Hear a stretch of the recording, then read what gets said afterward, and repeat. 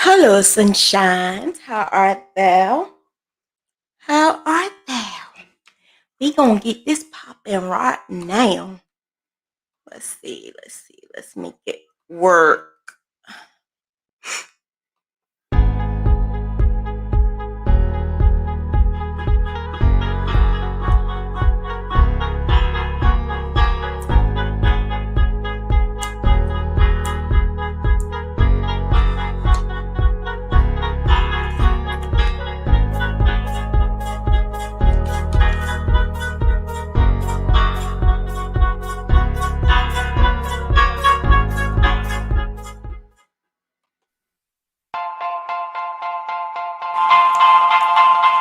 Hello, sunshine.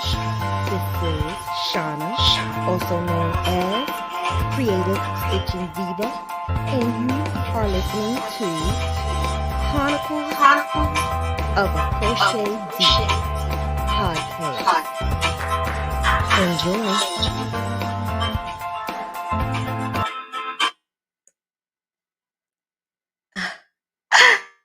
I haven't did that in a long time. Someone said, I liked it when you did it. Why you stop it? I don't even know why. But how art thou? How art thou? And you know me, I'm Shauna, Creative Stitching Diva, and this is the podcast Chronicles of a Crochet Diva. We're going to do it right today. We're going to do the podcast, but it's going to be an educational podcast. It's going to be that podcast that's going to give you something that you take and learn and use it.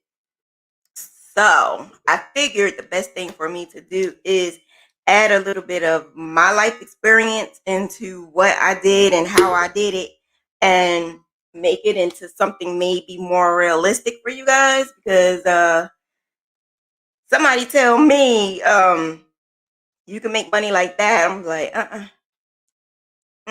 no, you can't. There's so many things that you say you want to do, you can't. There's so many things that you will say, I wish I can, but you can, and you just don't.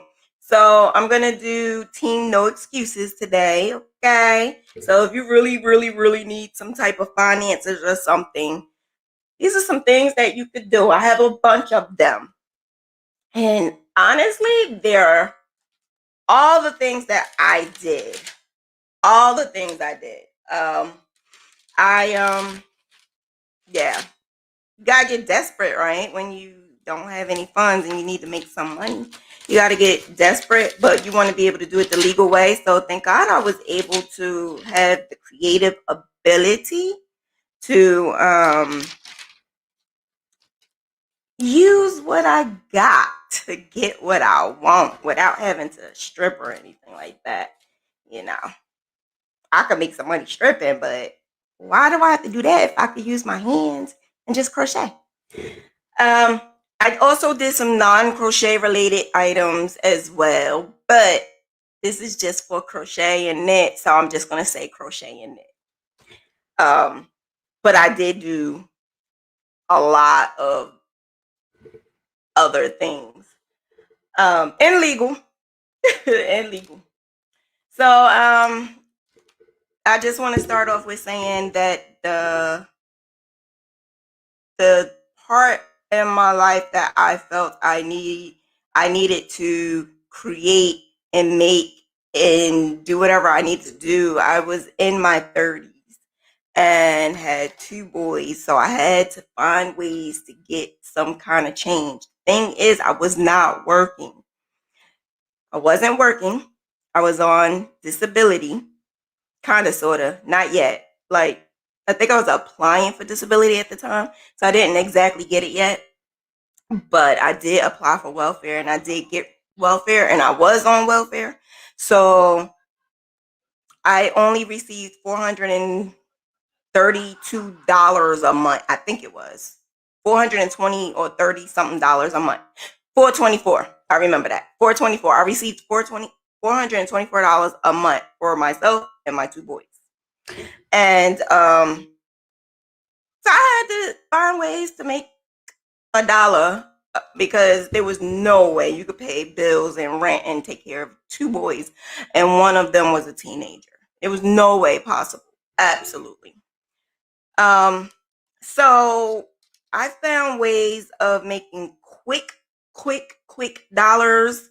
Then there were some days where I found a way to make money, but it wasn't going to be quick. It might be between like 48 hours to maybe 2 weeks. And then there were some that may be a little bit longer, like maybe 2 weeks to a month or something like that. So if I knew that I could not pay a bill because my son wants to go on this trip with his classmates, I had a month to figure out how to make money. That's what I would do. I would think of different types of creative ways to make this money and make sure that I had it in time for when he needed it. And the money that I'm talking about is actual cash money in your PayPal, Venmo, Zelle, or whatever. That's what I'm talking about. Actual cash money. Now, you want to get real, okay? You cannot, if you are applying for disability or if you are doing some type of like maybe unemployment or basically you cannot have any other way of making any other income without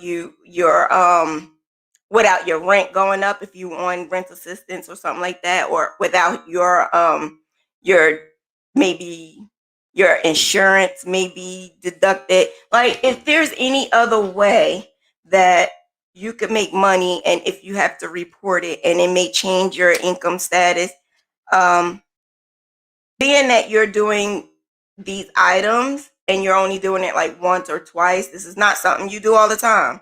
But if you do it once or twice, I believe that you will be fine.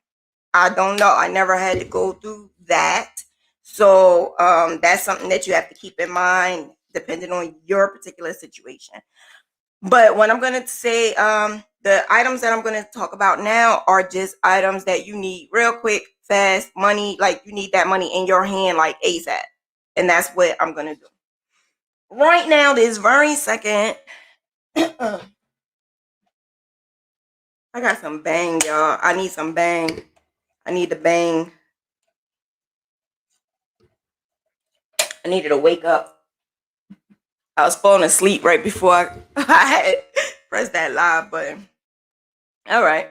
So just quickly, for emergency money within the next 24 to 72 hours, you might even be able to get it real sooner than that, depending on who you are. Because if you was Diva, I would get it ASAP. It's all about confidence, and it's all about who you know, how you know them, and so on. If you are shy, can't be shy and trying to ask for some money. Yeah, you can't be shy. You have to be able to talk and negotiate. Be that type of salesperson. I'm not a salesperson at all. I could never sell anything until I had to make some money. Once I had to feed my kids or get them stuff that they need, I had to step out on faith and do whatever I need to do. So that's when the shyness went out the door. And I opened up my mouth, and then I realized the stuff that came out my mouth was actually something that people liked. So that's what I kept on doing. Just kept talking and talking and talking and talking, because people really loved the way I talked, what I said, and things that can help them, and it was very beneficial. So I realized that that's something that I've always never known myself to do, but it's something that I use to this day that helps others. So the one thing that I had started out doing was a raffle. It was one day I had to make some money, and this was a horrible story, but I really needed to make some money because we had no food.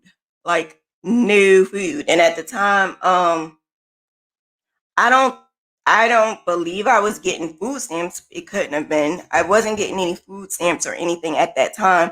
So there was no way of being able to use that. So I literally had no other choice but to find a way to feed my kids until that food stamp thing went through.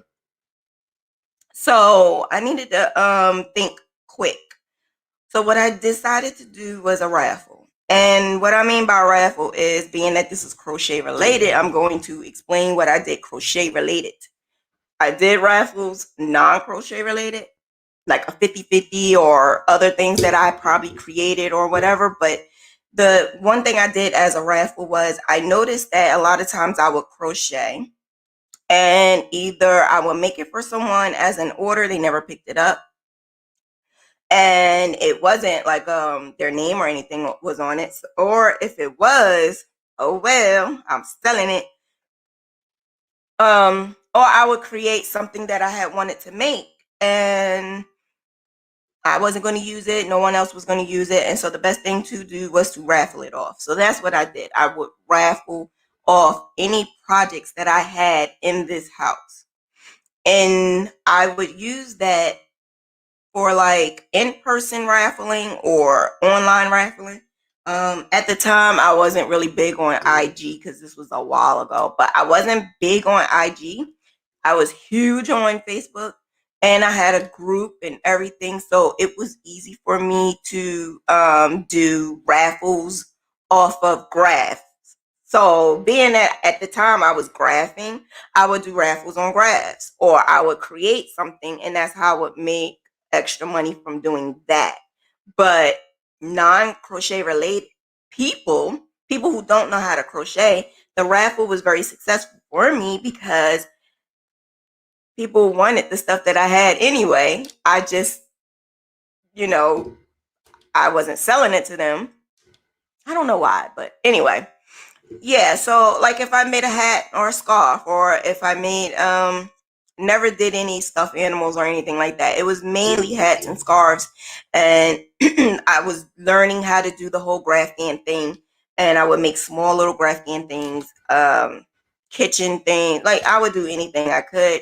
At the time I was huge with earrings. I was trying to make a bunch of different earrings that would help me. I wanted to make them for myself, but then I realized that I need to make some money. So I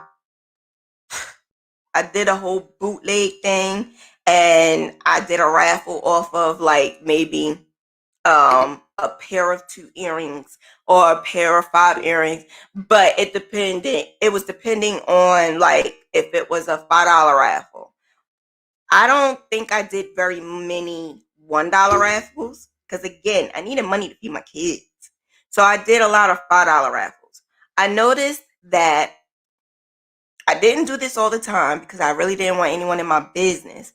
But I noticed that if I said, I really, I'm using this money to take care of my family, a lot of the people that I knew at that time knew my situation. They knew I wasn't working, they knew I was disabled, and they knew. So they would purchase it even though they didn't want it, or they, just support, period. Some would just donate. I noticed that during the time I was homeless, someone created an actual GoFundMe for me. And the GoFundMe was up for, I think it was about a month. Yeah, the GoFundMe was up for about a month. And out of that month, Jesus, did it help me. I got like $1,600 within the month. Jesus, did it help me. I did not want to do a GoFundMe. It was something oh my God, I did not want to do. But when I did do the GoFundMe, what I would do was, those people who donated, because it shows, well, if they said anonymous, there was no way of me knowing. But those who did, I think they did email you the actual names, but I do remember using those people who are new, and I would take their names and I would raffle off like 5 items. And so the first 5 people that I raffled off received a gift, and that was just because they donated to me. and they received like, a hat or earrings or something like that. Whatever I could do that I know I could afford and had no problem doing.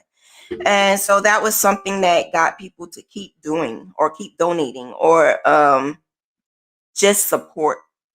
So raffles. Now, what I did do was I bought the raffles, the actual tickets, and I would use that, just being around people.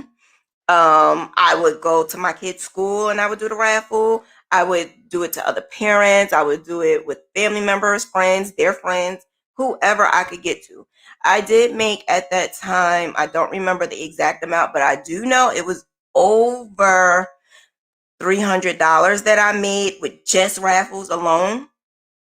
And that was one time. That wasn't the multiple times that I did it, because I would do a raffle maybe once a month, and that I made like $300. And that was something that I tried to do. I didn't want to overdo it, but then eventually down the line I realized there were so many other things that I could do. So raffling is something cool you could do virtually or in person. So if you're going to do it virtually, okay, I did it the bootleg way. I literally took the tickets, and if someone purchased, like, if they say, well, I'm not even in your area, how would I do this? So I would say, if you purchase a ticket or two, I will, I think I emailed or sent the messenger a picture of it. And I would put it in the little bag that I had, but then I would also have a notebook where I wrote their names down. I did anything and everything I could possibly do to make sure that I sealed the deal and get this person to buy this raffle ticket. So I would tell them, I took a picture of it. I would send them a copy of it, and that's what you're going to keep. So when I do the raffle, I'm going to call out your number, and that is what I'm going to use. And they would send the money to Cash App, PayPal, whatever. And I was able to do it like that. So virtually, I would take a picture, send that to them, or I would do it in person with just the actual tickets. At the time, I didn't know anything about the online raffle tickets online. I know now, but I did try to use it at one point. And the thing about it is, if you're trying to do a fundraiser, you don't want them to take any monies out. And I noticed that the online raffles, they take money out. So you want to get as much dollars as you can without anybody taking from what you're trying to get. So if you're going to do the online thing, just be careful on which one you would do, and be careful the amount that they're going to take out, and whether or not they're going to charge you or charge the donor. Because if they're going to charge the person who's buying the ticket, the person who's buying the ticket is not going to do it anymore. So you got to be careful with those. So that's why I did it the bootleg way, with taking a picture of the ticket and send it to them. Let me see. I think that is that one. Yeah, that one. I noticed that that also was quick money. I made it fun, and stuff like that. I even did a bingo like that. I made a little bit of money with that. I gave, instead of giving out money for prizes, I would give out items that I had that already crocheted. I would do a bingo, and the prizes would be crocheted. Some people didn't like it. Other people thought it was the funnest thing ever because I made it fun. Of course, I was going to make it fun. You have to make it worth their while. You have to be fun, be creative, and some people did it because it was fun, something for them to do, and had nothing to do with, I don't want that hat, or I don't want those earrings. It had nothing to do with that. It was all about the fun and making it creative. And at the same time, you're winning money. You're getting money from them purchasing the books.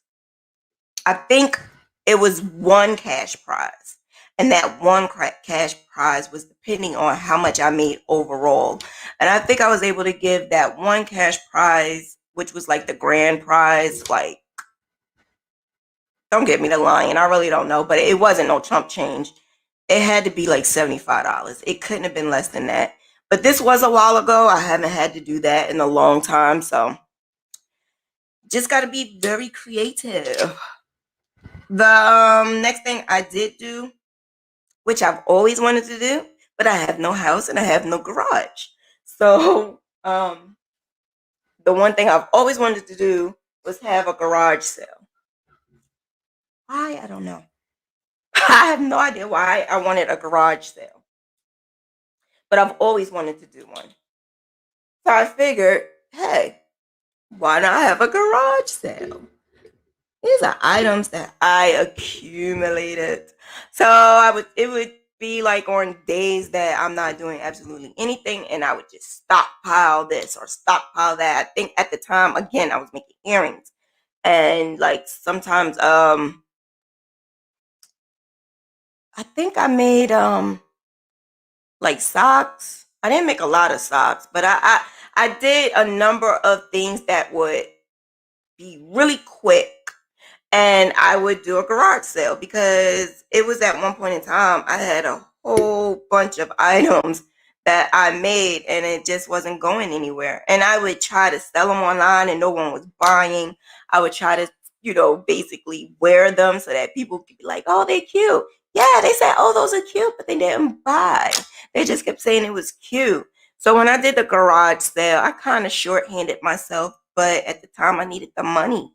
So I would do a garage sale and sell them for damn near cheap, but I needed the money.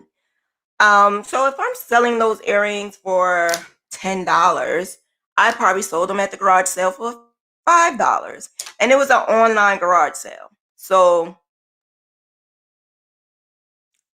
I literally would do a live and have everything behind me, and I would literally pick it up and say, I'm selling these and da da da da, and if you want these, this is such and such amount of money, and this is number 2, and if you want number 2, just let me know in the comments, and I will have in a description all of the information, how they supposed to purchase it, and where they sending the money, and when you send the money, put in the notes what number you wanted to purchase. And I would let them know I have 2 of these and I have 3 of these and I change the colors of these. Like I would say all of that so that people would not purchase the same item. I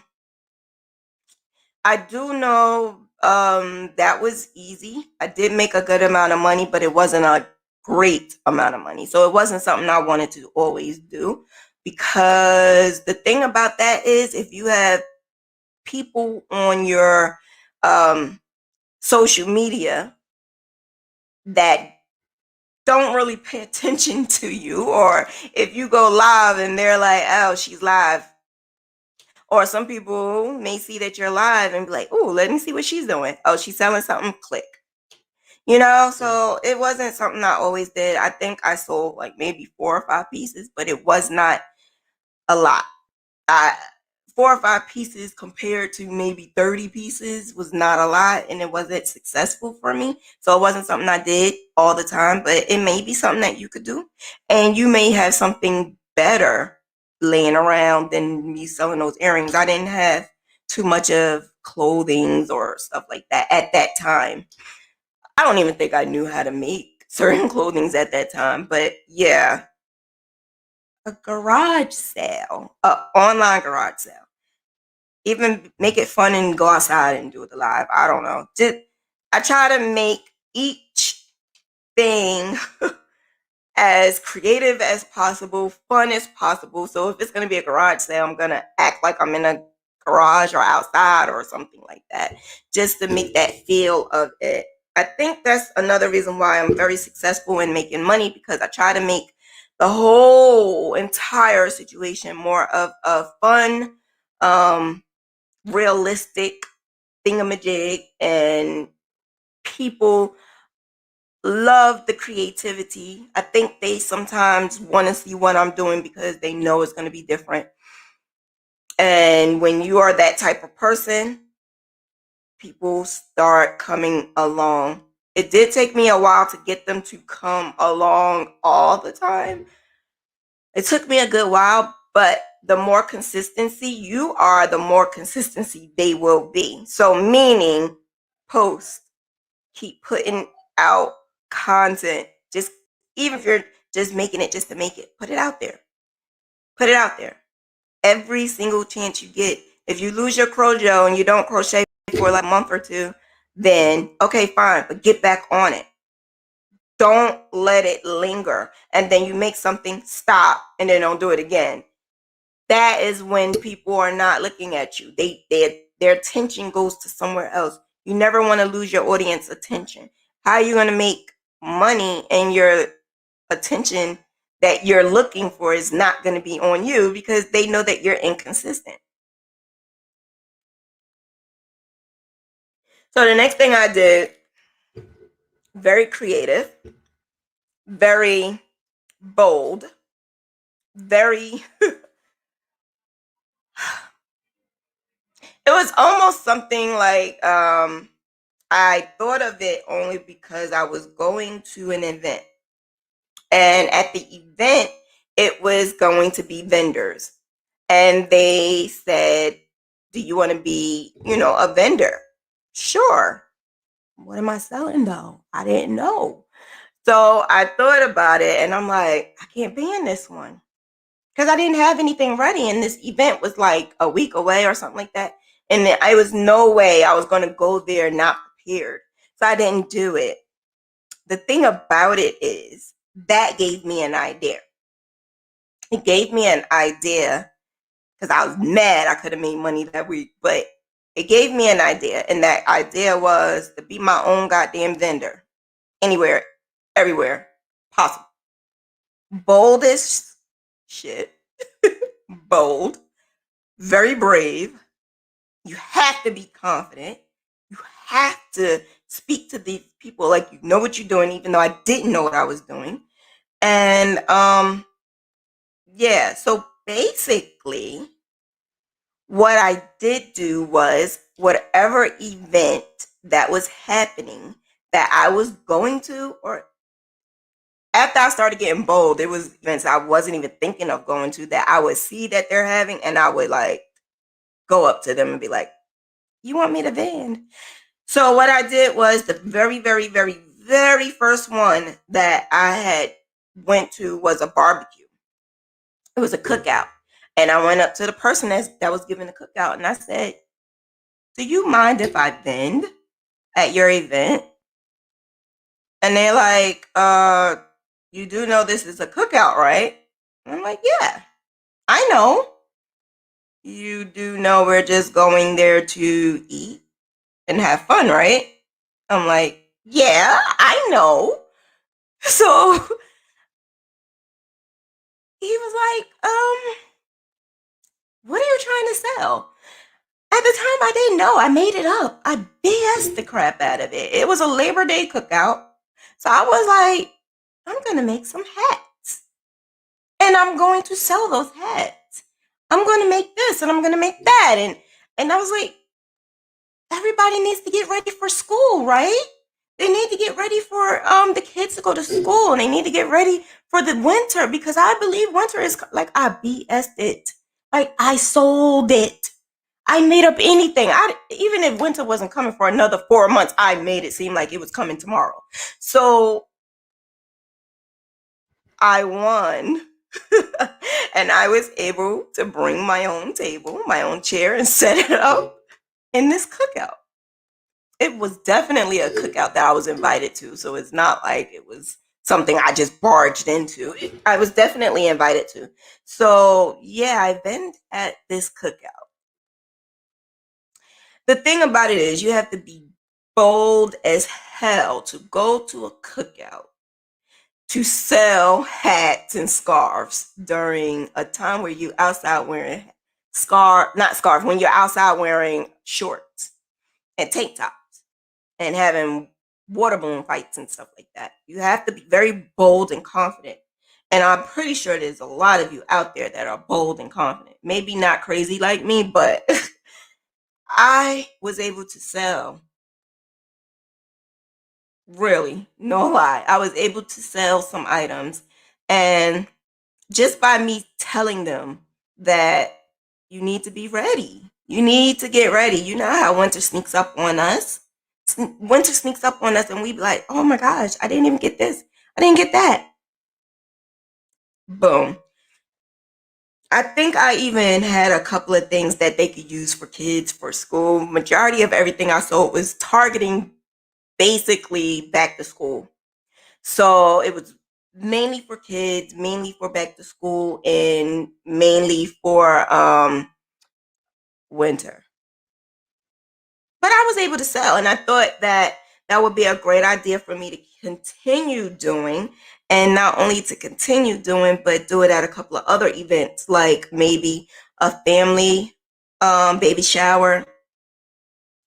At the baby shower, I would sell certain I think accessories or whatever. Majority of the everything that I sold was hats and scarves, earrings, and little knickknacks. The crazy thing is, I refused to keep doing that because I thought it was stupid. If I didn't want to buy it, I didn't want to buy my own stuff. I didn't want anyone else to buy it. So eventually, like maybe 6 months down the line, I stopped. But I before I stopped, I did do a baby shower. I did like a couple of cookouts. I did 3 birthday parties. Now I did a romance party. Let's get even more creative. I did a romance party with someone who wanted me to host a party. So I was like, look, you want me to host this party? I'm going to sell my stuff too. Is that going against your stuff? Is that going against your contract? Is that going against something that I can do? And she was like, no one ever asked me that. Okay, sure, no problem. Yeah, but she didn't realize that I was going to take over. I was about to take over. So I'm a researcher. I researched what she was going to do. I asked her to send me the materials and everything that she's gonna do, everything that she was gonna sell, because I told her that I needed to know what you're gonna sell to the people that I'm gonna invite. When in reality, I was just using it to get my mind going on what I was going to create. She showed me what everything that she was gonna bring and everything that she was gonna sell, and I did a raffle there. I got a good amount of money at the raffle. But then I also made some non-crochet items and crochet items. I did non-crochet items. Now, again, like I said, a lot of the money making that I did was not all crochet at all. I'm very creative. I'm always finding a way. I was able to make lollipops, chocolate lollipops. I was able to make like chocolate covered strawberries. I made items, I boxed them up, put them everywhere, and those sold like crazy. And that was just by this person saying, let me host this party. So I was like, okay, I gotta feed them, they're gonna pay. I mean, they ate, they had some wings and salad and whatever, but and free drinks and wine.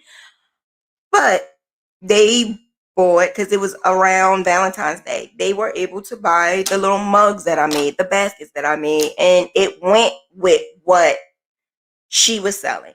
So whatever I made, it was like a package deal. She didn't know I was doing it, but I did it. She sold, I sold. What's the problem?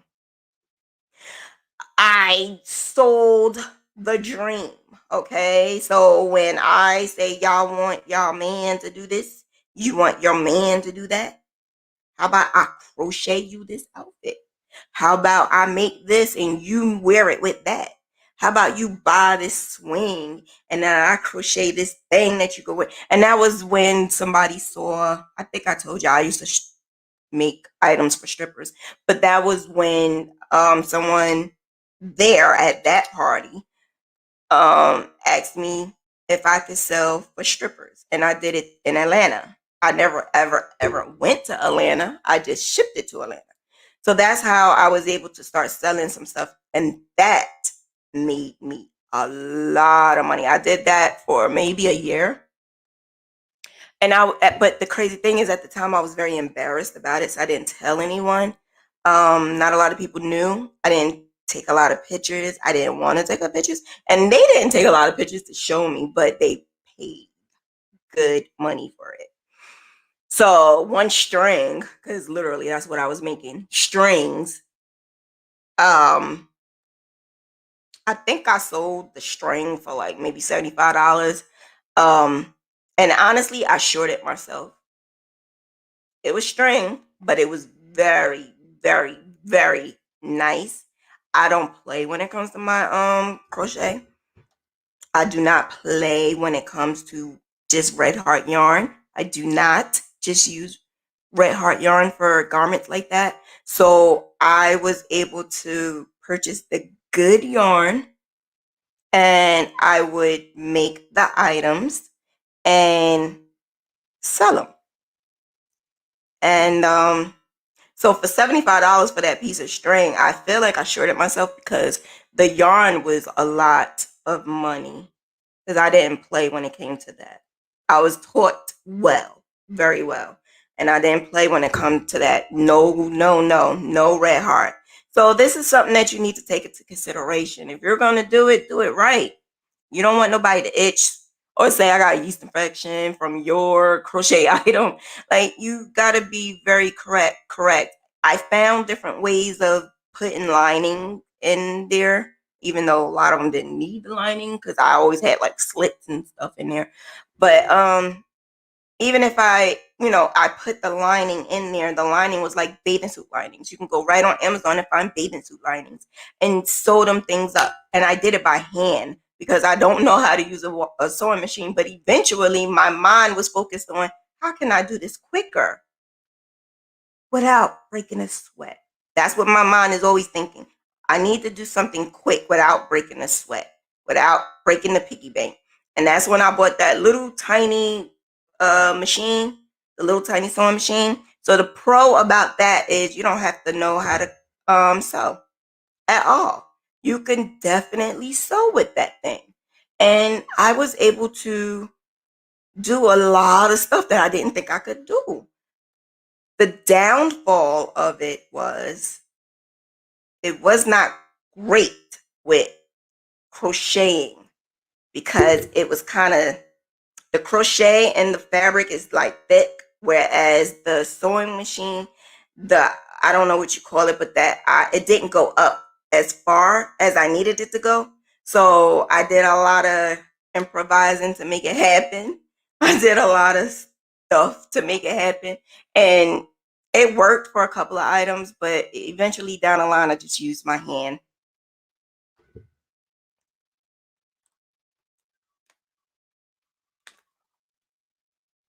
Okay, so yeah, so like I said, you gotta be very creative. And when it came to, even still to this day, when it comes to making money, I don't play. So yeah, the stripper thing, that was a no-brainer. The romance thing, she actually wanted me to start being that person with her, like to actually start selling romance stuff. And I said, no, I don't want to do that. I don't want to sell. I'm not a great seller. I'm not a salesperson. And she thought I was the craziest thing in the world because she was like, what do you mean? You sold the most item that I've ever had, and a host did in like years. I didn't know. But I was trying to explain to her, you have to make it so that these people can see the bigger picture. If you're making something and they really don't understand what you're making, or why would I use this, or where would I use this for, you have to tell them.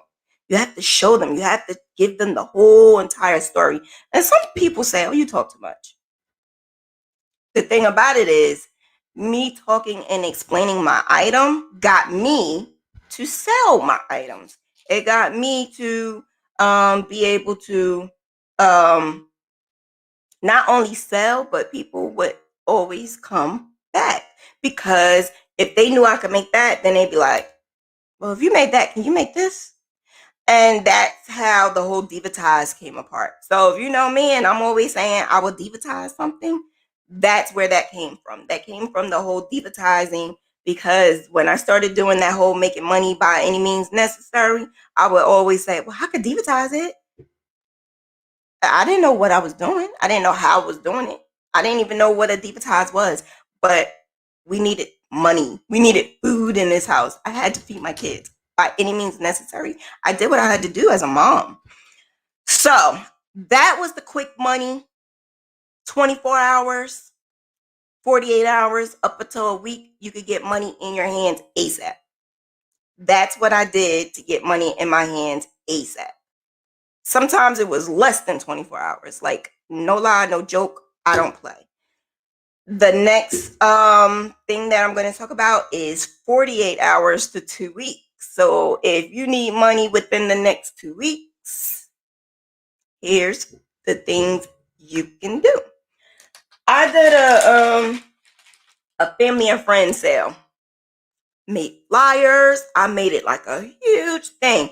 And the reason why I got that from was because I was looking at advertisement of Macy's, and they had a family and friends discount. And in my brain, I'm like, I must be family, because if I'm family, why would they give this to me? I must be family. That This is how my brain works sometimes. So I'm like, well, if I'm family, forget the friends. I was like, I'm family of Macy's, because why would they send this to me? Then I thought, I could do that. Family and friends could be just family and friends without them having to be your family and friends. I'm going to take and borrow this from Macy's. And I did a flyer, a family and friends discount. And that's what I did. I did a family and friends discount for any items that I already had in stock. It was maybe,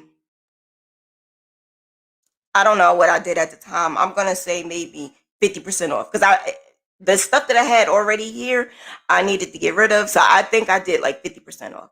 But if it was something that they needed and I didn't have, then I would do 25% off. So that is what I did for like a month. But I was able to generate funds, like actual money in my hands, within two days to 2 weeks. I had the actual money in my hand. So whatever I'm telling you, the first couple of ones to now, you could actually get physical money in your hands within 48 hours to 2 weeks. Because that's what I had to do. I had, by any means necessary, I needed that money in my hand, without having to borrow. Or it was times I would like, can I borrow? Because I really needed to feed my kids, or I really needed money.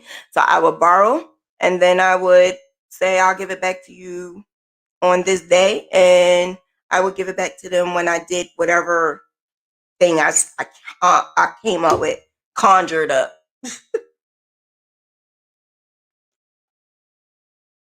Yeah, so I created things for family and friends, and gave this huge discounted price. I did whatever I needed to do for that season. So I would blow it up for that season. So if it was like spring season, I would do whatever I needed to do for that spring season. If it was winter, I would do whatever I needed to do for that spring season. I would make whatever I needed to make, but it just wasn't time consuming. So if I wanted to create a bag, or if I wanted to create like I said, majority of everything I did was hats and scarves. If I wanted to create hats and scarves, I did that based off of whatever season we were in. So that I would do a quarterly family and friends thing. And I think I did that for like 2 years. I didn't, after the 2 years, I was able to find other means of making money. So I didn't have to always do that family and friends thing. Now that I'm thinking about it, I should bring that back. I should bring that back. Family and friends was very successful for me. And it generated good money, because you was able to get that money real quick straight into your account, whether it was PayPal or Cash App. To be honest with you, I don't think I had Cash App at that time. So it was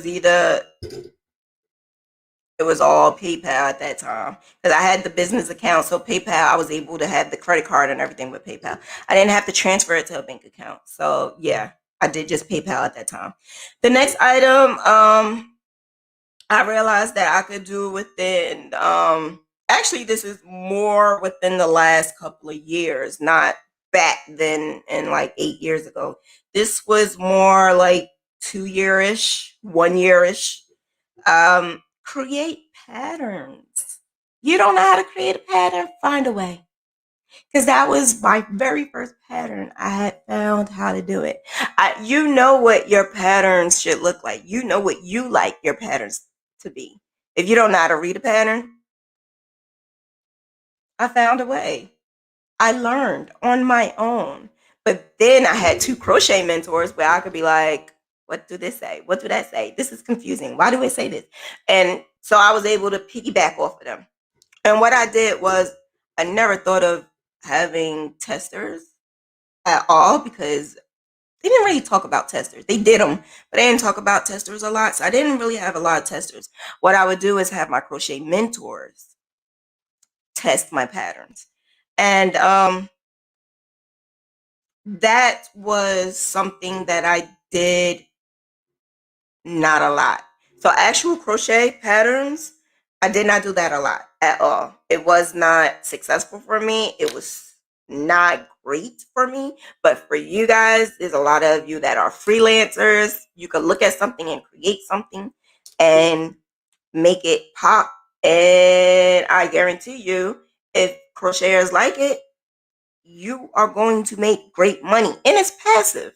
It's passive money. It's money that keeps generating. You do it one time and it keeps generating. Do it. Hey, make one pattern and see what that, what that do for you. But yeah, I was able to make a pattern and you are able to get money like ASAP from that if it's a successful pattern. But that was something I started doing like lately.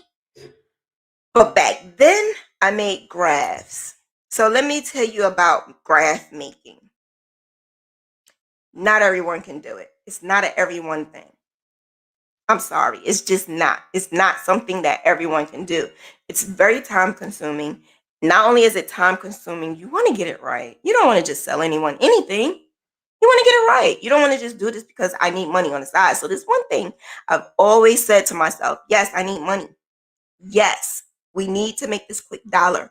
But the thing that I prided myself and everyone told me to do was never sell people something that you would never buy. So when I decided to do graphs, I wanted to create a graph that's something that I would buy, something that I would use, and it looks good and it's something that you could actually read.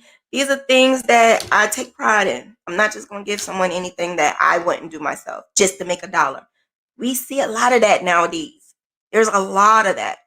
I also noticed that there's a lot of jumping on the bandwagon, a lot of stealing people ideas. It's a difference between stealing someone's idea and finding your niche. Stealing an idea is one thing, finding a niche is another thing. You have to realize that you need to make money, but don't be sloppy and messy doing it. That's one thing I've never did, and I actually give myself kudos for that. I never had to steal from anyone. Never. If I decided I wanted to make earrings because I saw inspiration, I'm also one of them hard-headed, stubborn-ass people that if she made that, I ain't making that. I'm gonna make it my way.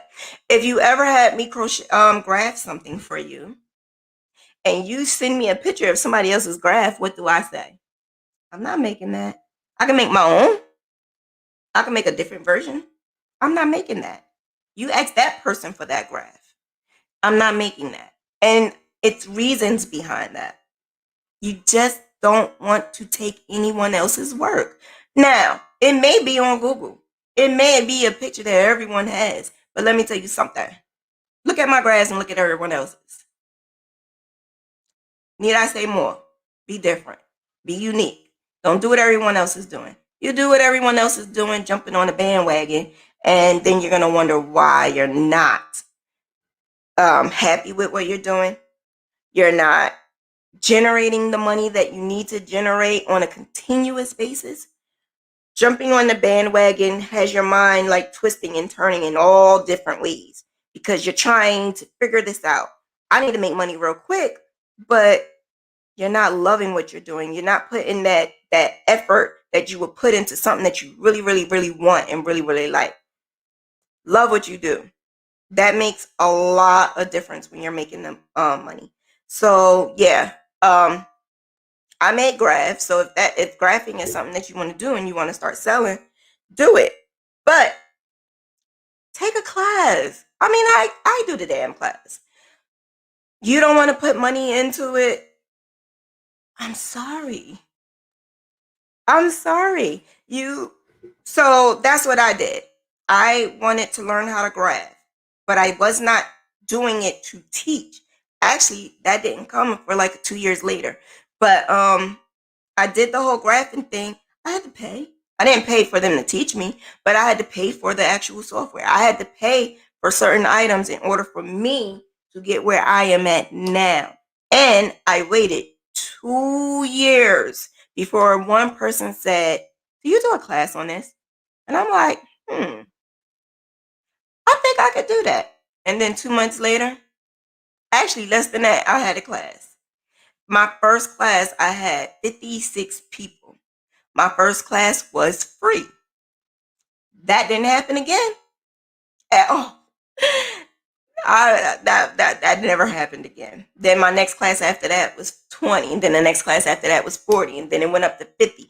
I think the most I ever charged for a class was $50 because each time I learned more, each time I did more, each time you got what you deserved in that class.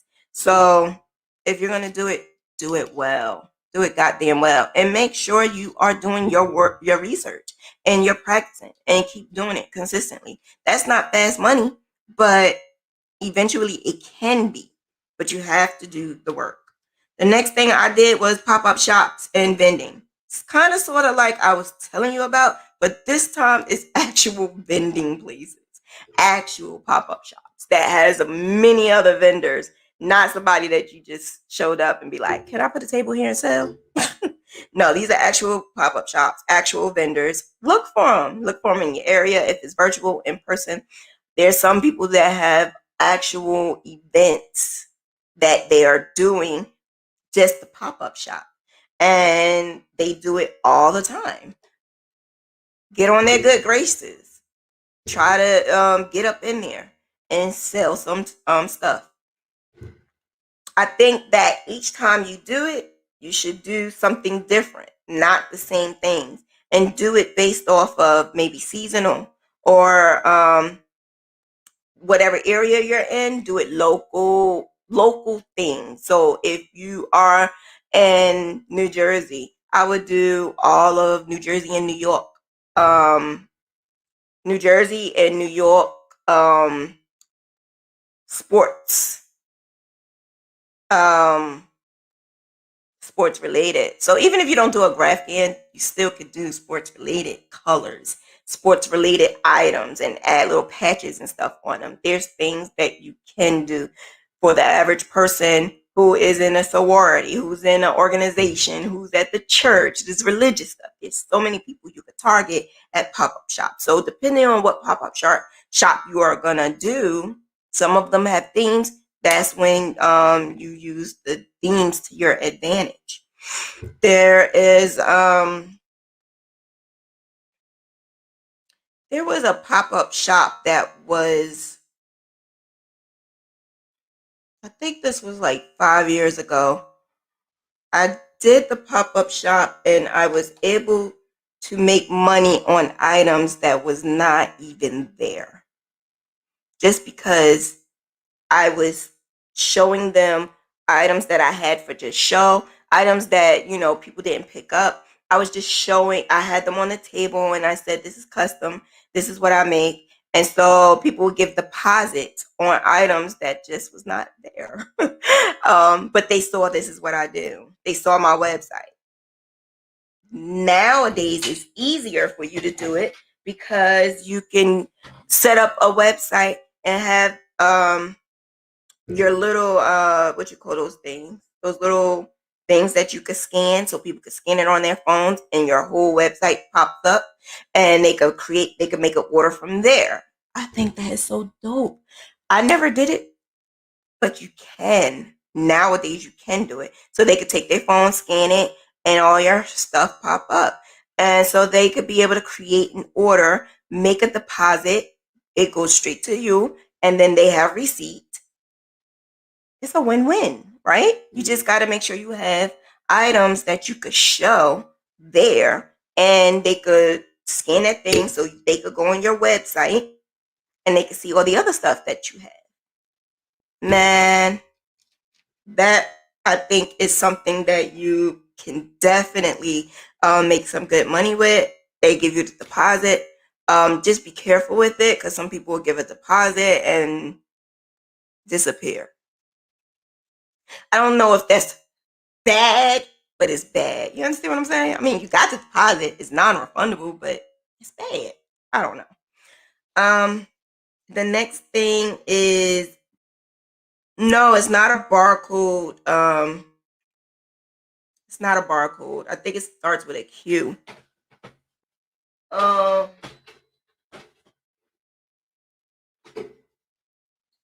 Sorry, I thought I had it. It's I do have cards so that people can scan it. But I use Popple now. So QR code, yes. But I have Popple now, so I use Popple. That is my go-to QR code, is my Popple. I actually have both. The next one that you could do is teaching. You could teach someone how to crochet. So I do it. You could do personal one-on-one sessions. The one-on-one sessions are something that you could charge like $50 for like an hour and a half. And it could be like maybe a every week or every other week thing. You can even say you could provide the kit that they need, add that into your fee, or you could do a group. And if you're doing a group of like kids, I would charge $10 per person. Or if it's an adult, I would charge $20 per person. Or vice versa, because kids are kind of harder. I don't know. It depends on what you want to do. And then, like I said, you could provide kits, and providing the kits, just add that into your fee so that they don't have to worry about providing that or going to get it, because a lot of non-crocheters don't know what to buy. So that would be something that you can do. That's something that I am doing, but I'm doing it as a charity. I'm not asking them for a dime. I'm doing it for kids in my area. And yeah, you can make some pretty good money, especially if you're doing it as a group. You have to find a location, even if it's in the park. Do flyers. This is such and such per person. I provide the kits. We're going to do it at this time and this time. And you will have to say there's no money, because you need to purchase your kits. So you have to say there's no money at the door, or there's, you have to pre-purchase your ticket, or pre-purchase, your ticket. And that's something that I thought, because I didn't do that in the beginning, but I thought that it would be best to do it that way. That way, if you do kits, you don't have to worry about out-of-pocket expenses, and you already got their money. So that will work. And then maybe if you can, if you can't, you can't. But if you can, you could provide like a snack or something. In my case, I had friends that helped, and I allowed them to learn for free. And what I mean by help was they provided the snack, they provided the drinks, they provided that, and I allowed them to learn how to crochet for free.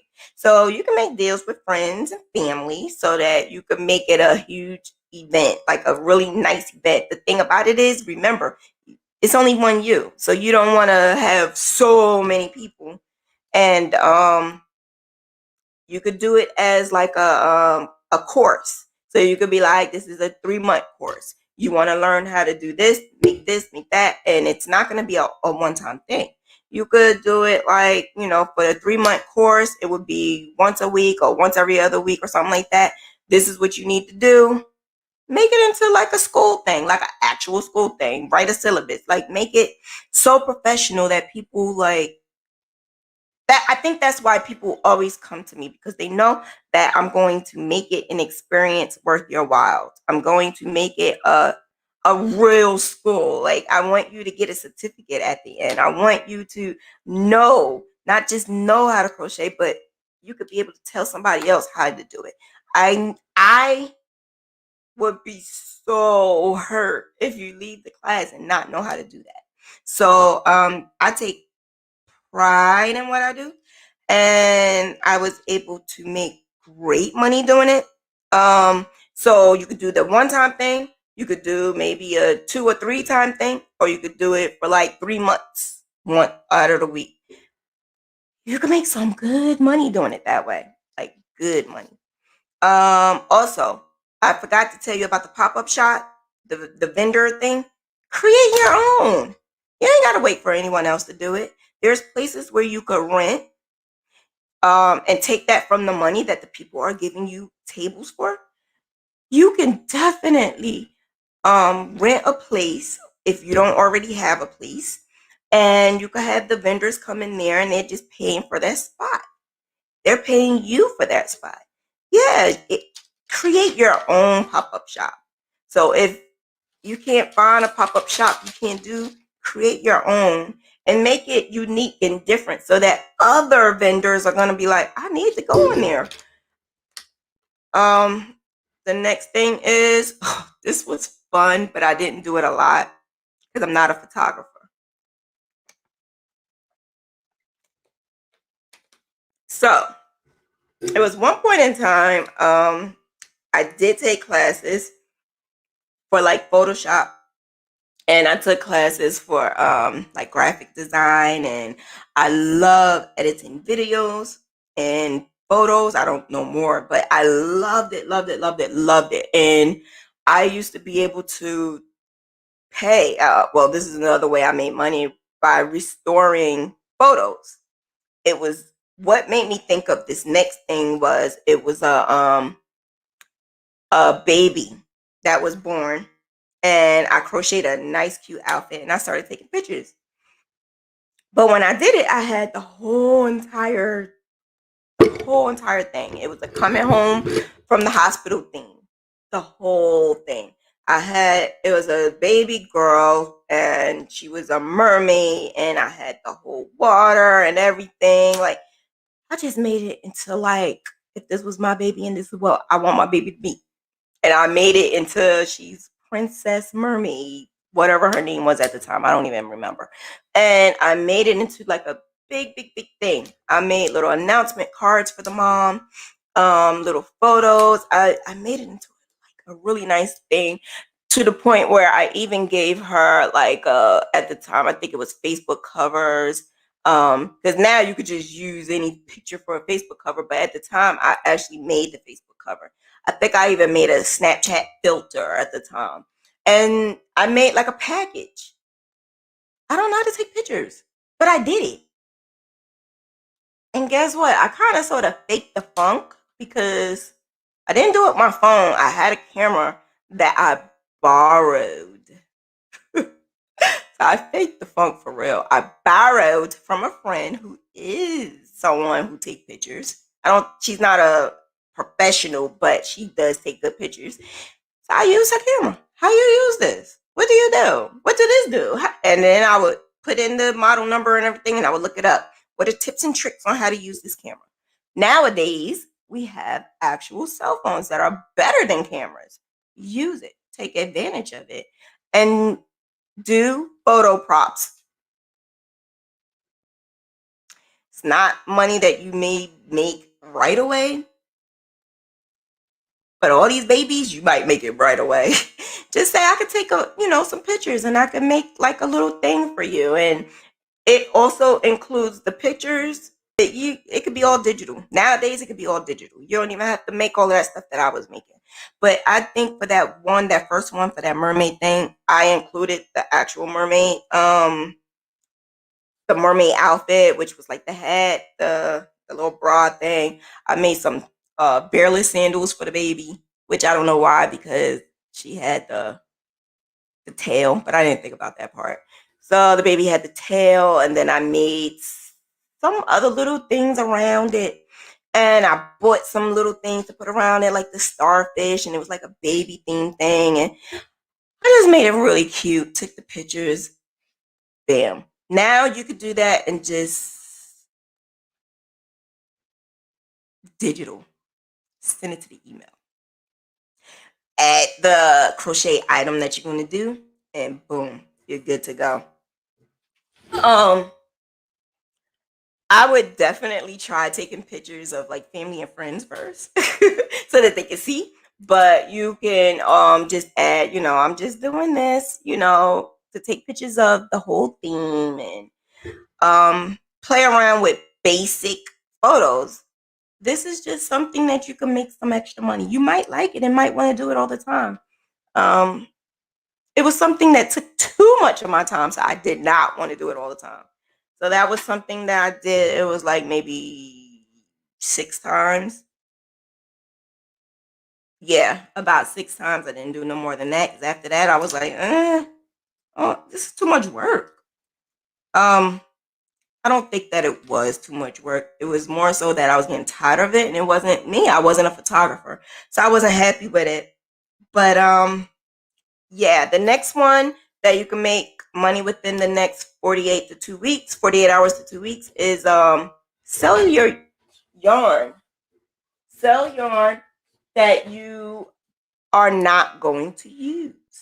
Sell yarn that you have and you know that you're not going to use it.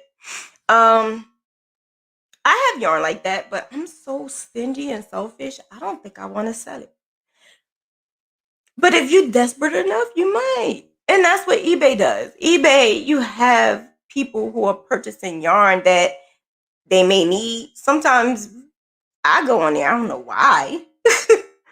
I just go on there because sometimes you may be able to get a good deal off of a big bulk of yarn. Do that. You could do like one of those grab bag things, like you put a bunch of cakes. Make sure you cake them and put them in a bag and be like, I'm selling this bag for like $25, $30, or I'm selling this bag for $10. Like whatever you need to do to make money, do it. Make it and make it happen. It's definitely worth it. I bought the winder and I just started caking up some things. I did it, but it was only one time, and it was only because that particular person asked. And it was in one of my groups. She said, I'm looking for this yarn and blah blah blah. I said, I have some. She said, can I have it? It's being discontinued. As soon as she said discontinue, I was like, hell no. But then I thought about it. I'm really not going to use this yarn. And I really can use the money. So I did it. Charge her the shipping price. And I was able to have extra money right then and there. Oh, also kits. Like you could sell kits. You could look into dyeing yarn and dye yarn. Like that's something I would never want to do. But dyeing yarn nowadays is just the bomb. And you want to know what the crazy thing is?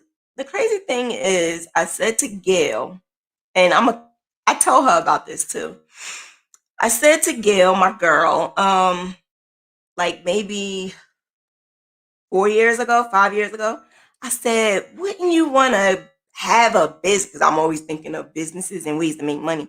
Wouldn't you want to have a business where you can just create your own colors of yarn? Like if I say if I want purple, black, and white, you could just basically put it in the computer and they come out with a purple, black, and white, whether it's all together or like, she was like, no. I'm like, oh, well, shoot, she loves yarn. And if she don't like it, then it's not going to work. But all these years in my mind, I'm steady saying, I wish I had yarn that was purple, black, and white. Or I wish I had yarn that was like this because I couldn't find it anywhere. No one had it until dyers started dyeing yarn. It was crazy when I saw it. And just recently, within the year, I don't remember when, but I said, remember when I told you? Yeah. So, maybe if I would have stuck with that, I probably would have been dyeing yarn. If I would have stuck to that idea, and this was years ago, I probably would have made a killer doing yarn, selling yarn. And knowing me and my bright ass ideas, I probably would have like no, I'm not gonna say it. I'm not gonna say it. If I say it, somebody's gonna steal that idea. But knowing me, I will come up with some crazy ideas and make it like a theme thing all the time. No, I don't want to do it. So somebody else do it, not me. um. Okay, so I have some items that may take a little bit longer than the 2 weeks. It may be 2 weeks and more, but it's definitely something that you can do to make money. And it may you may need a little bit more effort in what you're going to do, but you could definitely make money. So the one thing that you can do, it may take a while, but you can do it, and that is do a seasonal sale. So like I said, I did a quarterly sale of certain items.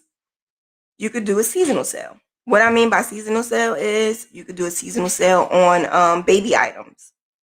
What I mean by baby items is if it's for the winter area, the winter months, then you could do a sale on crochet snowsuits or crochet blankets, hats for the babies, like certain things for the babies, certain things for just kids. And I say certain things for just babies or certain things for just kids because sometimes when you are targeting just this audience, the parents, it's a way bigger audience. Even though you're selling to this audience, it's still a huge audience because parents need these items for their babies and kids. So that's something that I did at one point in time. It was like I was ahead 3 months. So now, from like June to now, I would be doing winter items. And then when we in the winter, I would be doing spring and summer items. So just be 3 months advance. Like now, we're starting Christmas stuff. I have to be ahead of the game so that when this date comes, we are already producing and we don't have to worry about it. Like I said, you never ever know when it's going to snow. You never know when it's just going to be 70 degrees one day and then 40 or 30 degrees another day. You don't know. So the best thing to do is be prepared. I would, of course, always have the hats and scarves. But the one thing that I've done, but I never sold it, and that's make costumes. I made costumes for like my nieces. That's it. I just made it for my nieces. I didn't make it for anyone else but my nieces. But I know that if I did make it for other people, do you know how much money I would be making? Have you guys seen the stuff that I made? The costumes that I make is no joke. And there's no place that I looked that had what I was trying to make. So I'm very particular about the items that I want to make and sell. And so what I mean by particular, it may be a pattern out there and you guys will buy it and produce it, but that same pattern may be something that I will not want to use because it looks like someone just threw it together. Yeah, I won't do that. What I would do is I would create my own and make it the way I wanted to make it because no one else would have it. Sometimes I would take inspiration for what I made previously, or I would purchase a pattern and I may use the pants from this pattern and maybe a top from another pattern. And then I would make it and create it into the actual costumes. I've made for my niece, my older niece, I made her like Frozen Anna. She didn't really like Elsa. She loves Anna. I guess because Anna wore purple and she loves purple. So I made her something with Anna. She's black. So I divatized it and made it a black version of Anna. Yeah, it worked. It was a hit. People loved it. Then I got people asking, well, can you make this and can you make that? Just because I made that. What else I made her? I think I made her the mermaid thing like 2 times. And then I have the other niece, the baby niece. I went all out for this one. Like I actually made her a Mrs. Santa Claus dress with the hat, the booties. And it was a low top furry. It was like fur up here, and it goes like here. Now there was a pattern for that, but then it wasn't a pattern for it. So it was a pattern, but not for her age. So I had to revamp it. But not only that, I also wanted to Divatize that. So I made it my way, in my version. So basically what I'm saying is take the ideas and create it into something that you would make it pop. Now I do know a lot of people say, I don't know how to make it pop. I think I'm boring. I can't think of these ideas. I can't think of this. I can't think of that. I don't know because I can't put that in your head. I can't make you think of unique ideas. All I can say is try not to be like what everyone else is. Try not to do what everyone else is doing. Try to do something that you like, that you think would be something that someone else like. This is a very complex craft. The crazy thing is you could do so many things. So you don't have to create what someone else created at all whatsoever. The thing about it is those items that I created, I was not trying to do it for money, but it made me money. So that's your long-term goal, right? To make money. Anything that I produce and I give out, not sell, but I give out, that is still going to make me money. So whatever I do, I am not ever going to shorthand it because it's free. Doesn't mean I'm going to hurry up and do it real quick and use the crappiest yarn. No, because I need this person to say, this is beautiful. Oh my God. And then post it and take pictures of it. I need this person to do that for me. I need this person to advertise. Because I'm not selling. I mean, I'm not buying advertisement. I don't have advertisement. Your supporters are your advertisement. My sister was able to take the pictures of my niece. Oh wait, I actually made her Tinkerbell. I made her Tinkerbell. I forgot all about that. And I actually add the wings and everything. There was no costume like that. I had to create it. And I made it. And then I made her strawberry shortcake. There was no costume. There was maybe a hat and maybe diaper cover. I wanted the whole strawberry shortcake. I wanted the whole outfit. But there was nothing out there that I thought would be cute enough for my needs. I made that strawberry shortcake. I got so many people asking, well, can you make this? Can you make that? Because this was already after Halloween. So, for instance, Halloween is coming. They were all crocheted. I could actually show you. They were all crocheted. These are costumes that I created right before Halloween. But in order for you to make for Halloween, you would have to get someone and, their baby, use them, and do a Photoshop with a photo op. Do that whole thing and start advertising a month or two before Halloween. I would do maybe 2 outfits. Start now. 2 outfits, because this is long-term money now. This is not money to make instantly. I already went through that. This is 2 weeks or more. Start doing them now, because when you start doing it now, you could have your supporters take pictures and whatever, put it on the baby. That way they could use it for Halloween. You might be able to get some orders to make. I'm gonna show you mine. What I made for my niece. Like I said, I made her a couple of outfits. It wasn't just It wasn't just one, it was a couple of them. And then I made some other newborn baby items that I did as gifts, and it wound up being something that other people wanted me to actually make for their kid. Okay, it's like way down there, way down there. All right, so I don't think I have a picture of her in it. No, I didn't post it because I did. My sister didn't want me to post my baby, my niece, so I didn't post the actual picture with her in it. But I did post the actual picture of it. All right, here it is. Let me show you.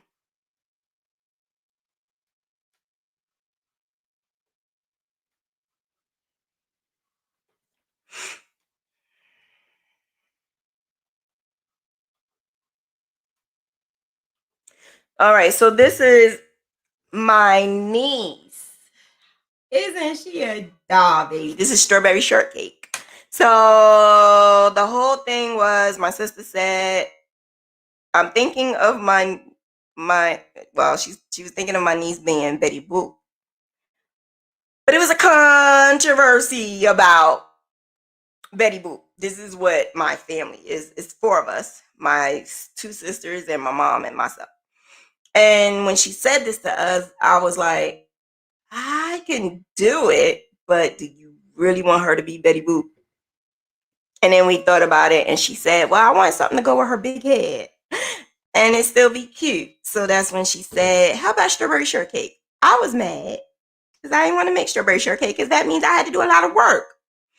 I actually had to do a lot of work because I thought I could just go online, get a pattern, and make it. And that's no, she said strawberry shortcake. I had to literally make that. Now, you may not be able to realize it, but it's an actual graffian within the whole dress. I always use graffians, always. But the top part is like a graffian, and then what I did was I just did the bottom part and just have it the bottom of the apron. It's just hanging out. I just got creative with it. You guys could just be creative with it. There's no need to, if you know how to crochet, there's no need to say I can't. Not with all this information out here. There's no way to say can't. When she said strawberry shortcake, I was like, okay, I'll make it. I had no idea what I was doing. I had no idea what I was doing. So I did do it was a Tinkerbell, but I don't know where that's at. That's like really further down. The Tinkerbell. I think that's like way further down because she's a year now, and I made it when she was like a. Actually, I made it while she was still cooking in the oven. So yeah, that was a while ago. That was last year in January. Yeah, I don't see it. Oh, wait. This is 4th of July. I made that outfit for her for 4th of July. So it can't be that far. 4th of July is 4 months away. She was like 4 months. Oh, it can't be that far. Where is it? Where is it? The Tinkerbell. Aw, there's another outfit I made. I didn't make this for her, but that was another outfit. I don't know where's that. I don't, now that I'm thinking about it, I don't think oh, here it is. This is it. So I made that Tinkerbell. I photoshopped it just a little just to have fun. But yeah, see how cute that was? She had wings in the back, but you couldn't see it. She had little the little booties was the little shoes that actual Tinkerbell wears, and I put a little pom pom on top. Um yeah, it was too cute. It was it was too cute. I The one thing I would give an advice on is the newborn baby things are really cute. Everybody wants to do the newborns, but I honestly believe it's so much better if you wait for like 3 months. It's so much better to create something like a photo op or something like that. That's what I think, but not everybody's gonna believe that. So especially the moms and the dads, they want to produce something like ASAP. So I am just throwing that out. If that's something that you want to do, you can definitely make good money off of that. Um, I'm not even going to tell you how much I would charge for that because you may not, but you can make good money. All right, so here is the strawberry shortcake outfit entirely. The hat, I even, because she has a pacifier, I even made a strawberry pacifier. All I did was buy the pacifier and I just add a strawberry to the top of it. She has the leggings and the little booties. I think those was, I don't know if I made actual booties or if those was socks. I think I made the booties. I'm not sure. But yeah, no one had this. No one. I made it on my damn own. No one had this. So I was asked, do I have a pattern? So this is something that I'm gonna do again. And create a pattern. And I think I need to start getting up on that because crocheters like you guys can start making it for Halloween. And that's the hat. Oh, I did make, okay, so there go the little shoes. I did make the shoes. I just added the strawberries to the top. Okay. I don't remember. That was a while ago. But the last thing that I think I was just telling you guys was the Santa, the Mrs. Santa thing. Here it is. I don't have her in it. I don't have her in it, but that was the outfit. And again, I did a little Grafkin belt. I didn't do the actual belt on the outside. I did a Grafkin belt, the hat, and that was good to go. But I don't think I have an actual picture of her in it. No, no, no, no, no, no, I don't. But yeah, just do what you gotta do, man. Do what you gotta do. I didn't know I can even make that, and I did. What's on the graph? I don't even know what was. I don't know. Thank you though, Kelly. I have no idea what it was, but thank you. I appreciate you. That was so kind of you. But let's get back into the subject. Okay. Oh, my glasses. Holidays. So like I just said, I just made the Halloween costume and then the Christmas thing. Now the Christmas was for Christmas. The Christmas outfit. She just wanted it. And we was kind of sort of still locked down, so she just wanted it. Just to have. She didn't even go nowhere. Graphgans, I make pretty good money doing graphgans. You could do. Accessories, earrings, or whatever. I actually bought earrings from other crocheters. I bought earrings from other crocheters because they look so darn cute. And not only were they cute, like you could be like, because I'm that chick that be like, can you make this and add this and make it this color? Yeah, I'm that pain in the neck customer. I'm sorry, you guys. I'm losing weight, so my clothes are starting to fit so big on me, and I don't know what to do. I need new clothes. Bags. So I'm starting to get into a bag thing. I love bags. All types of bags.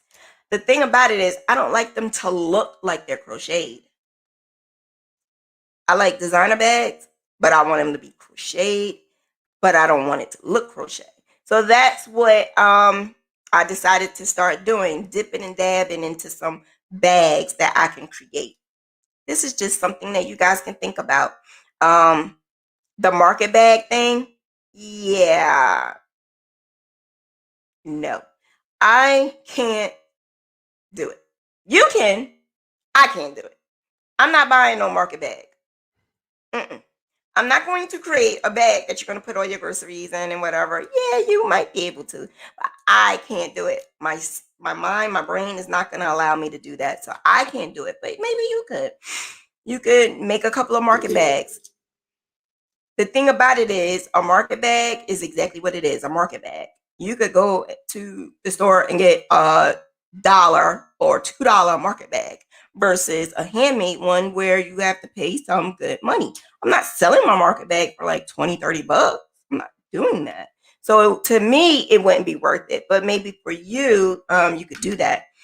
The thing about it is, my bags, I'm going to revamp them and make them either like Raskin related or like the tote bags that I'm doing and the tote bag Cal. And anyone who's in my Cal, y'all know what we about to put out. We don't play. We're not playing because once they start putting out them tote bags, y'all gonna be like, oh, I missed it. Because it's not gonna be your average Cal, your average bag. We revamped it. And I guarantee you, they will start making some mad money with those bags. Those bags are gonna take them far. Yeah. So bags, all different types of bags. Um, the thing about it is with the bag, you could do like a matching hat with the bag. You could do like a phone case with the bag to match the bag. Like it's so many things that you could do and make it work. What I do is I research. I will go online and look what's trending. Bags that are trending. What type of bag do you guys buy? Everyone out there in the world, what do you buy? What do you want when you buy your bags? What are you adding when you want your bag? And that's what I would do.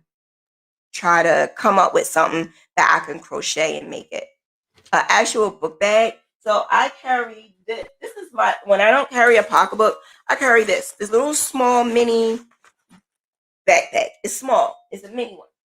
But it's convenient for me because I'm able to carry a good amount of things like my yarn and whatever without having to carry the huge yarn bag.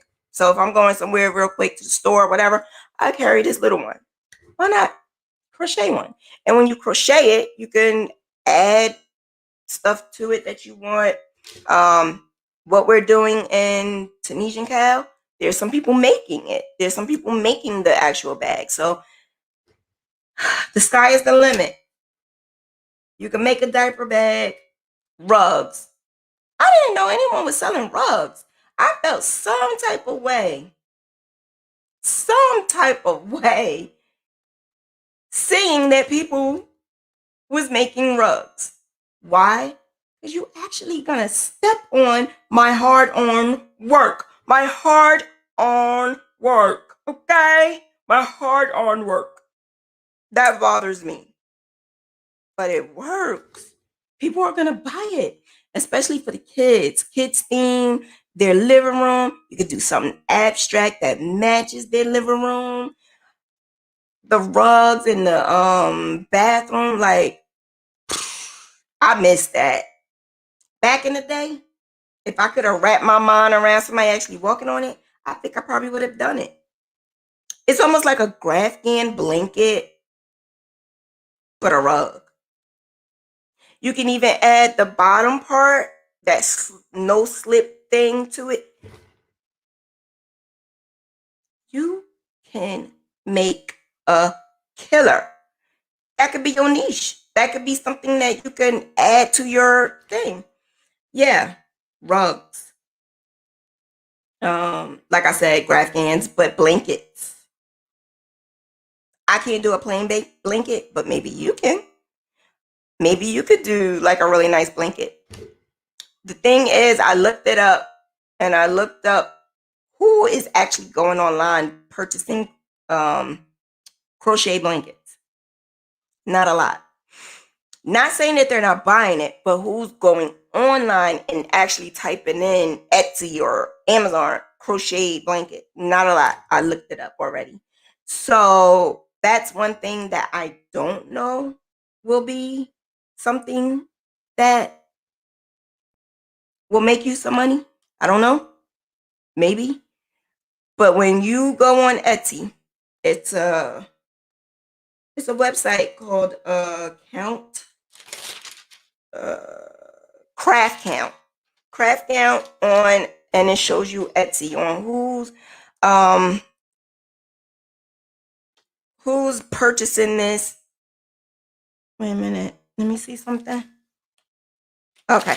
Who's purchasing what of somebody's store? So if someone has a store and it's just nothing but baby blankets or nothing but, actual not Grafgans, Lapgans, Afghans. I wanted to see how many did they sell, and there was literally stores at the stores at the stores that sold less than 5. It's not working. So I can't tell anyone that's something that they should do. I never did it. I never did plain blankets like that. Actually, I think I told you guys at one point in time, an aunt said she actually paid for me to make a gray blanket. I made it.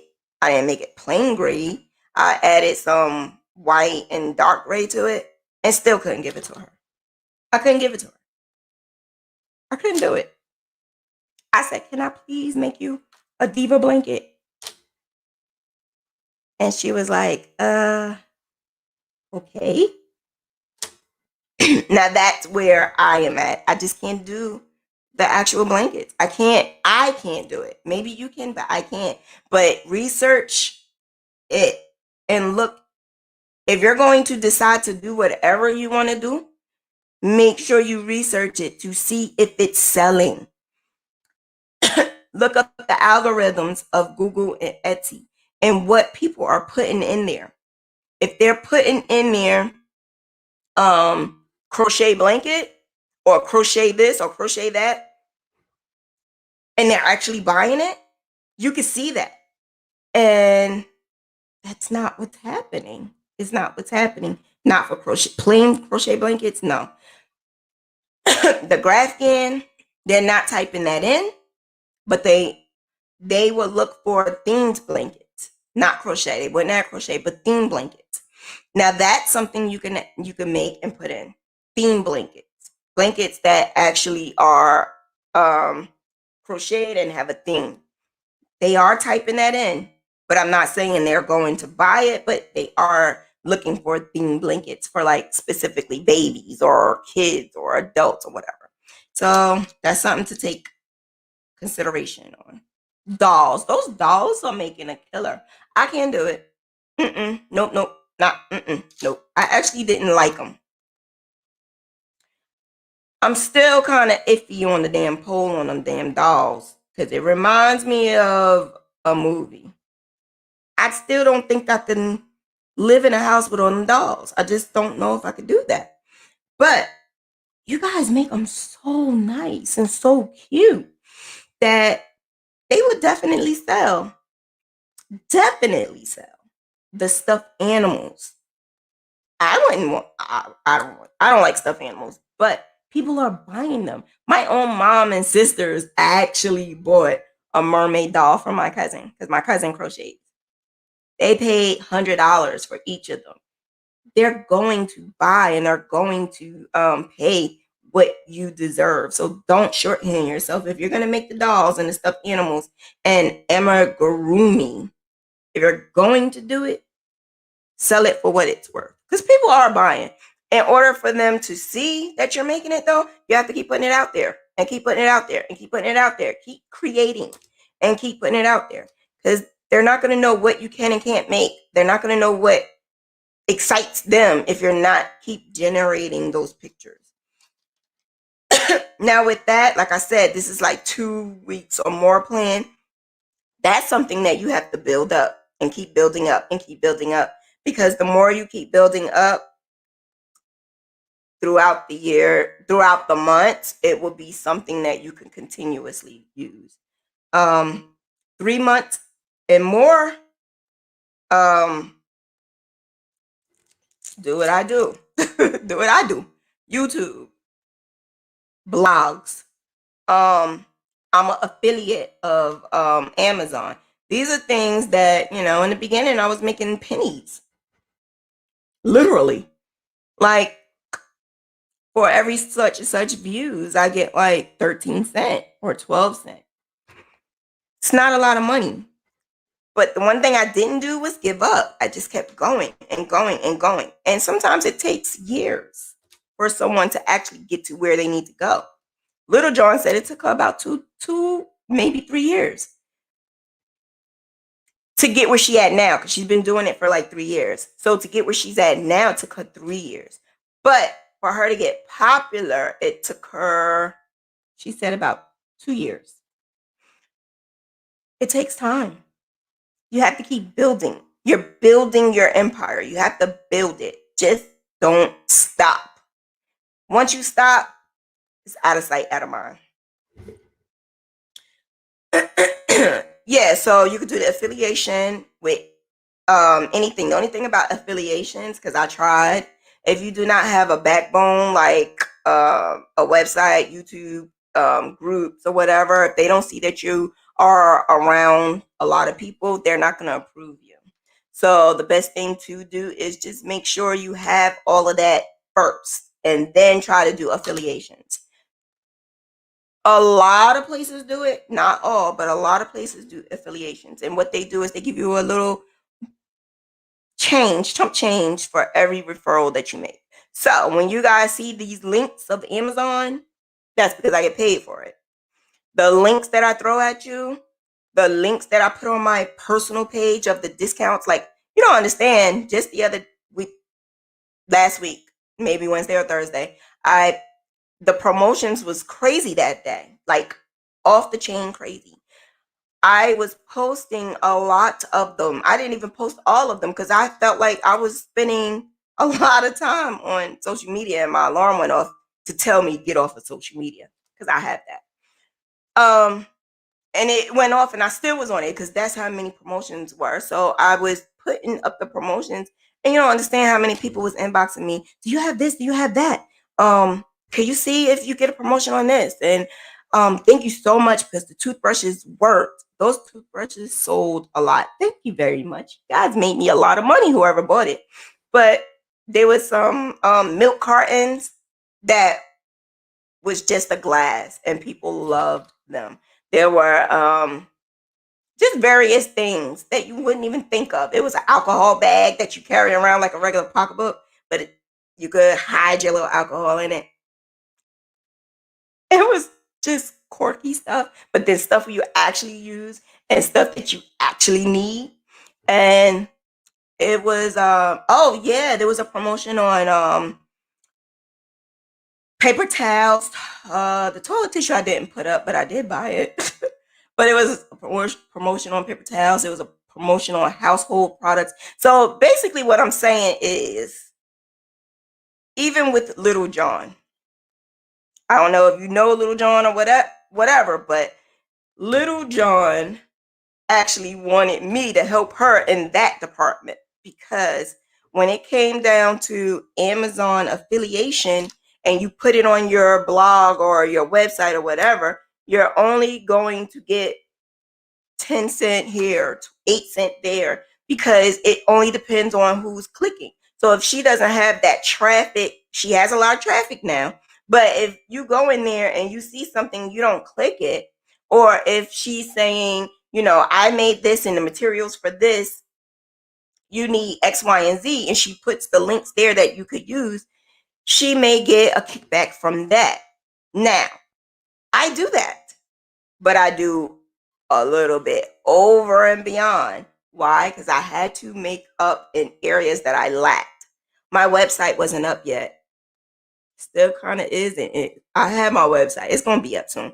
But my website, my blog, and my store is all in one. So that's why it's taking me forever. But anyway, because I lack in that department where she had, I had to make it up in other ways. So I had to be creative with it. And I did. I was very creative with it. I was able to put it on my page. I was able to, like, my club, we always buy stuff, and we always buy stuff like that all of us can use. So I always say, okay, let me provide the link. So if they all gonna purchase it, why not just use the link? Because that's all you have to do is use the link. Every one of you guys are purchasing from Amazon. It's not too many people that do not purchase from Amazon. The only thing is if whatever link you're clicking, that's depending on if it's someone who's being paid for it or if it's just a regular Amazon link. That's the only difference. So if you're just going straight into Amazon and whatever, then no one is getting a kickback from it. So why not pass the little coins on to someone who's working hard, right? Or that's what I tell my family and my friends. So that's what my family and my friends do. They literally take the link and put it in their phone. And when they go on Amazon, instead of going on the Amazon app, they go on the link that I provided. And that's how I get paid as well. I also, like I said, I show those promotions. So whatever promotion it is, I'm always posting it, whether it's crochet related or not. I post it. These are things I find a way to make $1. Literally. Amazon, they pay you on the 21st of the month. I was able to generate some funds after 4 months. After 4 months, I was monetized, but you have to have 4,000 hours, 4,000 watch time hours. That was the hell. The watch time hours was hell because I would literally think, oh, it's such and such amount of people watch this video. So I got my 4,000 yet. No, it didn't go by that. So if you guys watch my video and you're only watching it for 10 minutes, I didn't get no watch time hours. You had to watch it for a certain amount of time depending on how long your video is. So it took me a while. But 4 months. Actually, some people don't even get that. Between 4 to 5 months, I was able to get monetized. And when you cross that threshold to get monetized, it happened. Everything happens quickly after that. That was the best part about it. Everything happened quickly and automatically. They automatically sent me an email. They automatically said, just fill this out. I already filled it out though. I had everything filled out way before then. And now, whereas before I was getting like kibbles and bits, they do not pay you if your threshold is not at least $100. They don't give you anything. So if you have like $20 here, $20 there, they don't pay you until it's a whole entire $100. And sometimes it takes a while for people to get that. So take into consideration when you're watching someone's YouTube and they have that super chat. The super chat down there in the area of the comment section, it's a little $sign. That's for a super chat, which is basically you are donating to that content creator. We're doing the research, we're doing all the promotions and everything for you, and that's why they offer the donation part. The donation part can be whatever you want, and a lot of people, that's all they get paid from is their donations. A lot of content creators get paid from that as well as maybe their videos. My videos are good. They're not great. They're not Little John great, TL Yarn's great. They're not like that great, but they're good. And I'm generating, but not generating the money that I need. So I'm just going to keep sticking at it, and maybe one day I will. It don't even matter how many subscribers you have. A lot of people think that, but it don't. Because when I look at my analytics, I find out that more people who are not subscribed are watching versus the ones who are subscribed. Yes, YouTube monetization. YouTube. All right, so another thing I did is I crocheted bulk items for people. So if there's a store, I would say, would you want to sell these items? I did it for a couple of Muslim spots. I would do bulk, kufis, a bunch of them, and I would do for the adult and the kid, and I would sell them in bulk. and I made a couple of dollars there. Now that was actually fast money. That wasn't really too, and the reason why I put it in the 2 weeks and beyond is because it takes time to generate, but I was able to make fast money with that. So ask your local stores, your mom and pop stores, if they don't mind if you sell these things at the store, and get a little kickback from it. Or what you could do is just have them purchase it, and you already made your money, and they could just sell it. But I find that some store owners don't want to do that. So for every item that they sell, they just have to give you a certain amount. Just talk to them. You never know; they might say yes. Etsy, Shopify. I make damn good money on Etsy. Damn good money on Etsy. Great money on Etsy. Like, try it. The thing about it is, the reason why I make great money is because I sell grabs. My grab sells for itself. I don't have to do too much. I could go to bed, wake up in the morning, and have like 4 or 5 sales. I could go out. I would be mad that I didn't stay home and make money, but then I look at my phone and be like, I got an order. It's good to have. If you don't do graphs, then you could do patterns. If you don't do patterns, you could do non-crochet items. Anything that's going to make you some money and generate some money, do it. Make it happen. Make it work. There's so many people out here that do way more than just crochet. Collaborate it. Put them together. Make it do what it do. Somebody I know crochets and make body butter, candles, stuff like that, lip glosses. There's so many things you could do. The one cheap thing that you can do with no money down, designing t-shirts. I actually have that. I design t-shirts. I sell them. The thing about it is, I'm not buying no Cricut. I'm not buying no shirts, and I'm not sitting there pressing nothing. I will do the design, and you could purchase it. So that's what I do. I sell it. It's not something that I sell like crazy. I can, but I don't. And all I do is use a company. I use Teespring, but some people use Printful.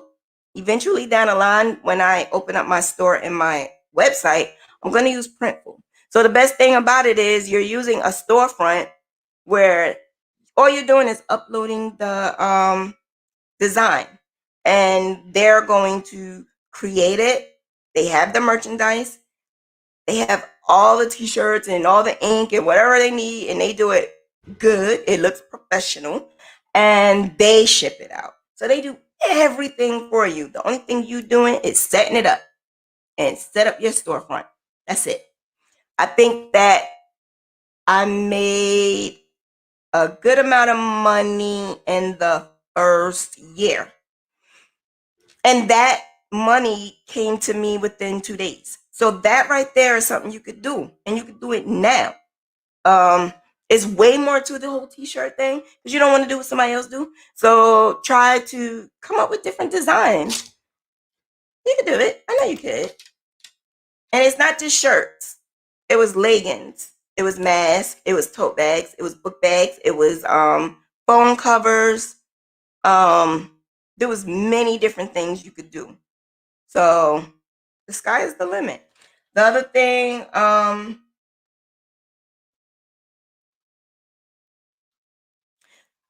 ebook. Make an ebook. That's easy. You do, if you want to sell it on Amazon, you got to fill out this Amazon thing, which I'm in the process of doing. And you just got to go through the steps within Amazon for that. That way, you could be able to sell the books on Amazon. So I'm doing that currently with my ebook, but I'm also coming out with another book. I can't talk about that yet, but I'm also coming out with another book, and I will be selling all of them on Etsy. Try it. It's so freaking easy, and you could self-publish it. Did I tell you I was an author? There's a lot you don't know about me, huh? Yes, I'm an author. Check it out. Crochet, Confessions of a Crochet, not Confessions of a Crochet Diva, Lord Jesus. I like that though, Confessions of a Crochet Diva. Confessions of a Welfare Mom. So I'm a co-author in Confessions of a Welfare Mom, and then basically I just explained how I was when I was on welfare. And that book got me into other books because it was successful for me. But that was so long ago. Blogs, like I just mentioned, you can make money off of blogs. It takes time, but you can do it. YouTube, it takes time, but you can do it. Social media influencer takes time, a lot of talking, a lot of pictures, a lot of conceitedness, but you could do it. Affiliations, like I mentioned with the Amazon affiliations. Racketing has affiliations. I even made up affiliations. Like I literally would go to a place that I want and say, "Can I be your brand ambassador?" Or I did that for Papo actually. I went to them. And then I also went to a couple of other small places, like really small things that are selling. I would ask them, can I be an affiliate? I would advertise your stuff. Let me just keep using it because I like it. Open up your mouth and do it because closed mouths don't get fed, man. Closed mouths don't get fed at all. So that is it. I done told my whole damn life. I done gave my secrets. I done gave anything that I needed to do to make money. I did it again. I just told you guys the crochet version. You ain't even hear the other version. And I went through this for 8 years. So that's why the list is long and it's very creative because I had to be creative. The list is very long. I had to do what I had to do. It was 8 years of hard work. Hard work. But it's things that you can actually do. These ideas is just, it may sound hard and you may say, I don't know if I could do this, but you can. The raffle. You got some items in your place, your home, raffle it off. Get rid of them. Make a little bit of change. Do a 50-50. If you really need money, like really quick, these are things you could do. And I noticed that the raffle was very successful for me. Me selling my graphs was very successful for me. And me doing the teaching. Also, try out school. outschool.com. You can go on there and do an online class. And not just by the people in your area, but people all over. Make it fun, make it interesting, make people want to come to you and not someone else. And I guarantee you, people would definitely go on there and purchase your classes. Because I'd be on there and I purchase classes all the time. And this is just average people. This is average people that are doing classes on there. Fill it out, fill out an application and do some tutoring or teaching. Make it fun and creative, and you can make some money. Thank you so much for watching. I appreciate every last one of you guys for listening, and I will see you tomorrow, 7 p.m. Mentor Monday. It's going to be fun. I believe Gail is coming on with me tomorrow, and we're going to have fun. So have a good night. Bye.